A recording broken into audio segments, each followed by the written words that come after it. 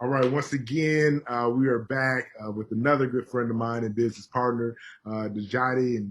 And Djdade, I'm so thankful that you decided to join us and be a part of this journey. As we're spreading this information to the young people, so they may want to follow your path. So thank you again for being a part of this.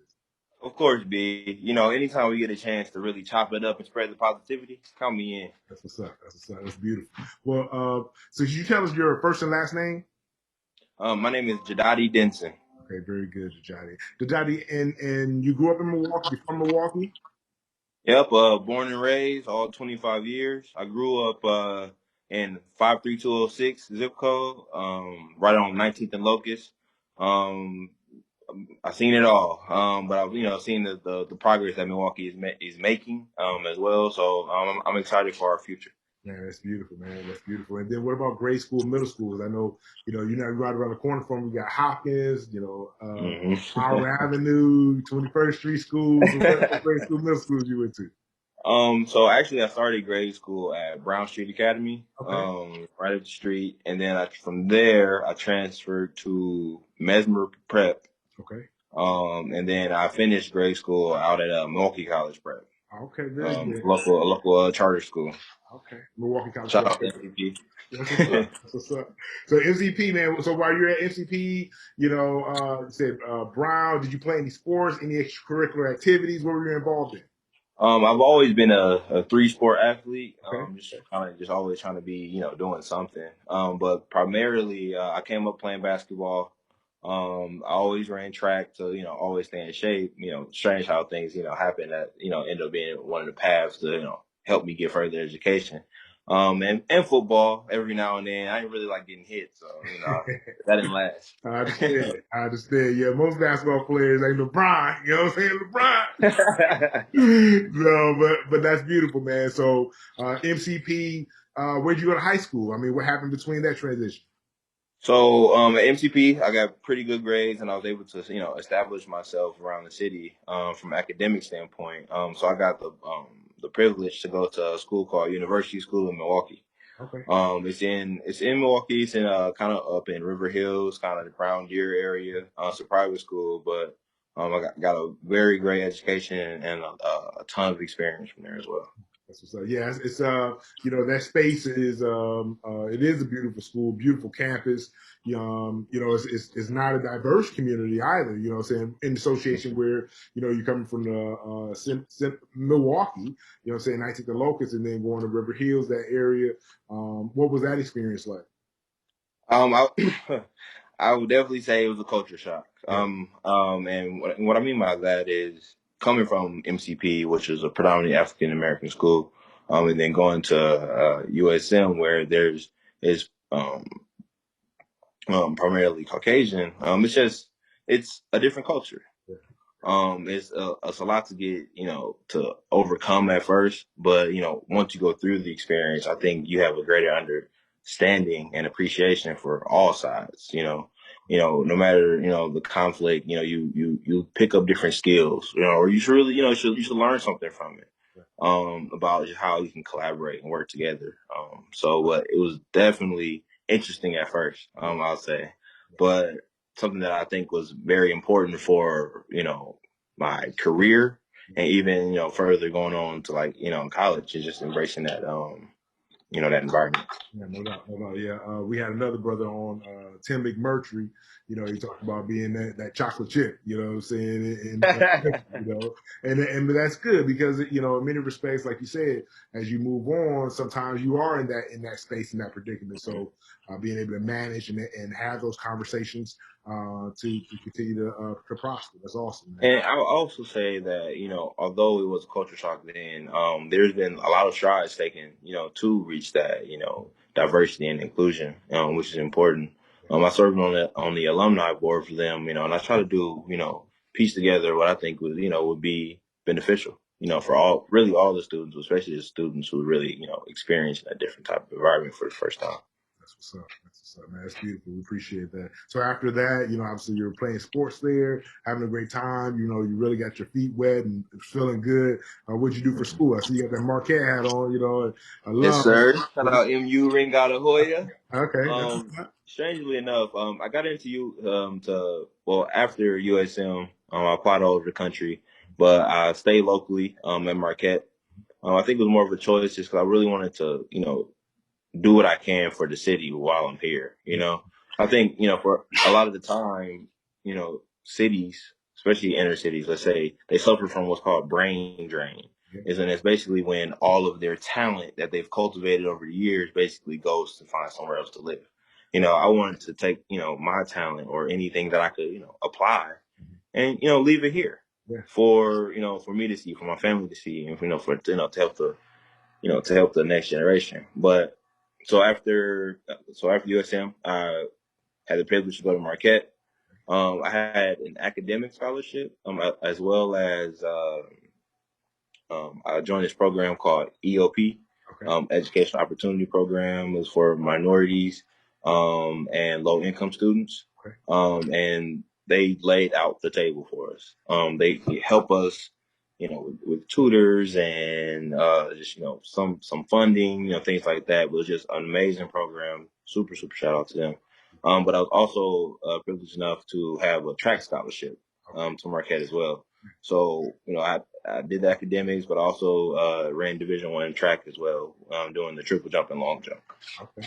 So you got a chance to travel, you know what I'm saying? Y'all Big East? Yes, sir. That's Yes, sir. what's up. That's what's up. That's beautiful, man. And taking advantage of that. And I love how you said, the brain drain is real. I mean, I never thought I would come back to Milwaukee, and now, I find myself encouraging others to come back and really, invest back into what's been, invested into us. And I think that's neat, and appreciate where we're from. We got everything, so that's Got everything. key.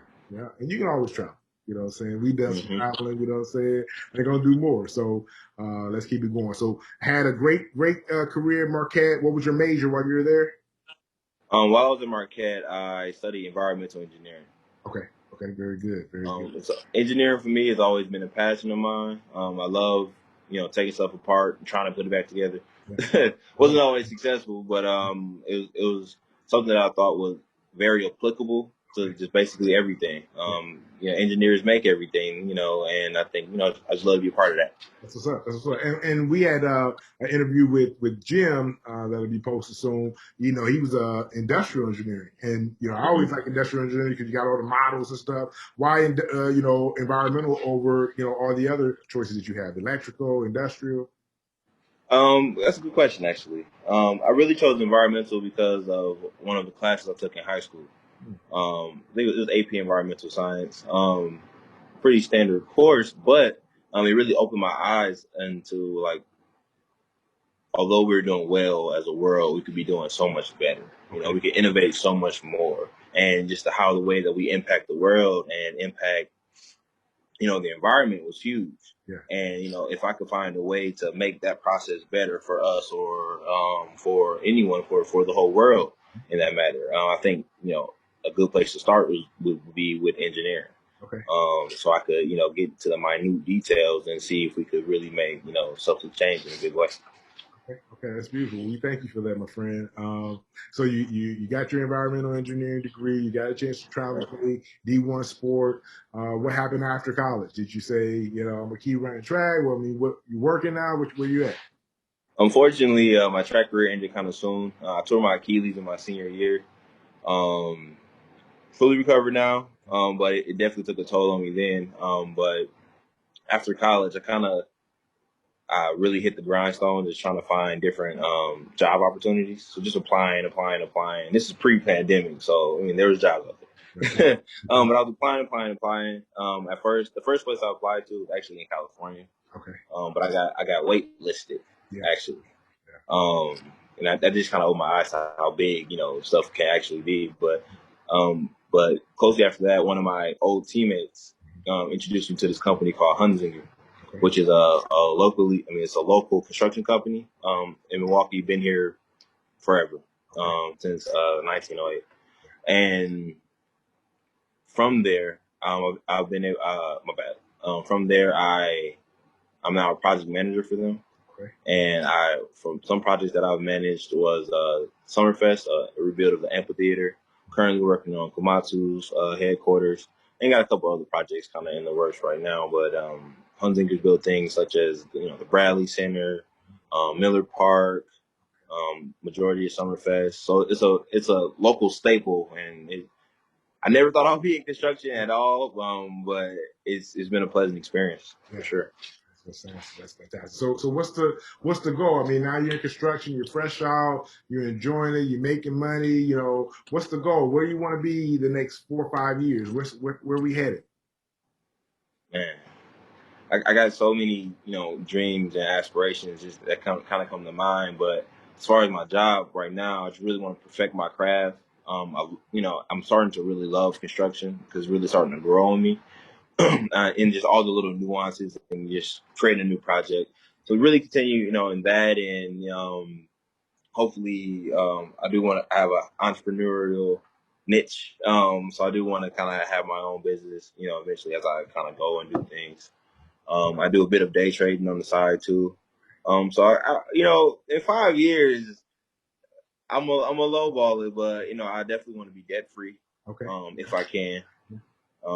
That's gonna be really my goal now is to just really push debt free, pay my student loans, medical bills, things like that. And see what I can do. See what kind of stuff I can create. Man, that's beautiful. Well, I really appreciate this. I know that, the young people and young adults and myself, we're all learning from each other, and you definitely taught me a lot. And I know that people will benefit from hearing this. So keep doing what you're doing, brother. Any advice for the young people that's watching? Man, first off, thanks for having me on because I think it's important. And advice for the young people, just keeping it 100 with you.